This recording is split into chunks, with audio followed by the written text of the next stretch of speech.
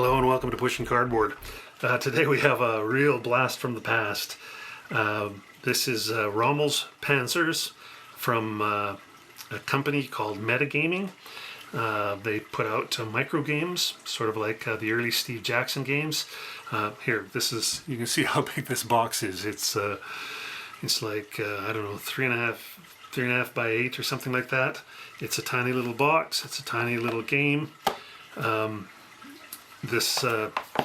I think this came out in 1980.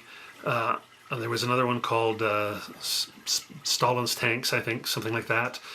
I don't know. It was a funny time for games. There was all these. This was at the same time that Ogre and GEV and games like that were coming out as well. And all these little games here in Canada, they sold for like about $5 or $4 or $5 for these tiny little games.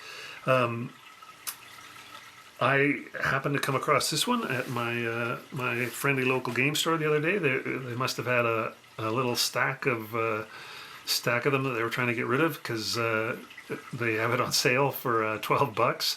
Which is like my friendly local game store is great, very well stocked, but they never put things on sale, or very rarely. So they must have some overstock of this. Anyway, for $12, I thought, oh, I got to take a trip down memory lane and have a look. I know what I'm expecting is a little fold-up paper map that's just like black on tan or black on white even. And just 2 color counters, black on whatever they're printed on. But still, it should be fun, and I'll probably play it a few times just for the fun of it as well. All right, well, let's have a look. It says it's an introductory level game for 2 players. Doesn't say anything about complexity or anything like that, other than, it said it's an introductory level. So that, I guess that tells you a bit about what you should expect in terms of complexity right there.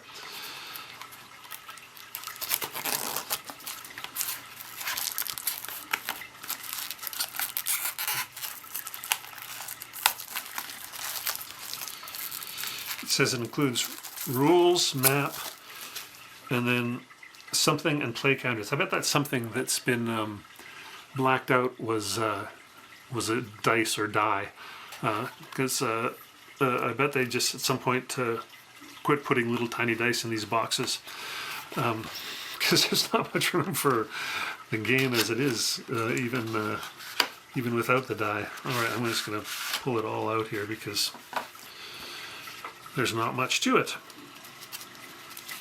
First we have the map. It's kind of printed on a, oh look, it's 3 colors, not just 2 colors. So if I can get it open, here we go. It's just,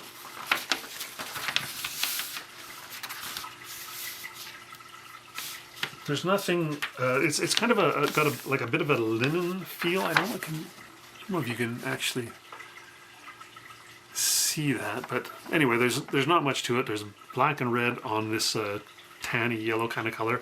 You got a couple of roads. These are either going to be ridges or deers, probably, I would imagine. But yeah, pretty simple map that looks like it's suitable for half-inch counters or smaller, which we're going to get to next. Here's one counter sheet.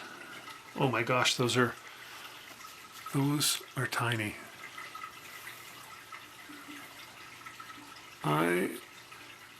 Yeah, those are, I guess they're half-inch counters, but they're half-inch counters with really tiny print. They're single-sided. Now, there's, here's the other side, or the other, sorry, there's a white on kind of a brown, and then the brown on white, and these look to be individual, can we see that? Individual tanks, individual anti-tank guns, trucks. Yeah, that's what that looks like. Kind of hard to make out those counters. That's going to be a bit of a setback for my trip down memory lane. So game design by Roger Damon. A little tiny rule book. Yeah, it looks like we have the British have Grants, Stuarts, Crusaders, Matildas, Beaufort's 40 Ack, 2-pounders and 6-pounders. The Germans have Panzer Mark IIs, Mark IIIe, Mark IIIJ, and the 4D, and then they have 28 and 50 millimeter AT guns as well as the deadly 88. So kind of lots of the key units of what you want to see in a desert warfare game between the Desert Rats and the Africa Corps. Small print, of course. Everything in this game has to be small to fit in this little box. Quite a bit of rules here. We've got 11 small pages of the rules, and then we get into the scenarios. We have 1, 2, 3, 4 scenarios, and then an open scenario. Then a couple more scenarios after that. And looks like a unit cost chart, which makes me think that there's a way to make your own scenarios just using unit points or something.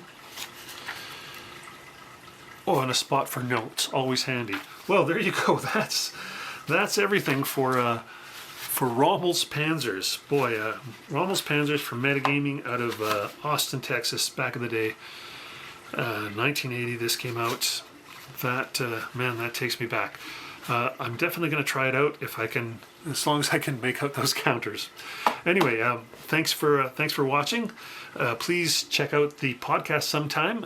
Pushing Cardboard. You can get it on Spotify or Apple Music or podcasts or wherever you get your podcasts, or just come by our website pushingcardboard.com. All the episodes are available to play there as well. Thanks again.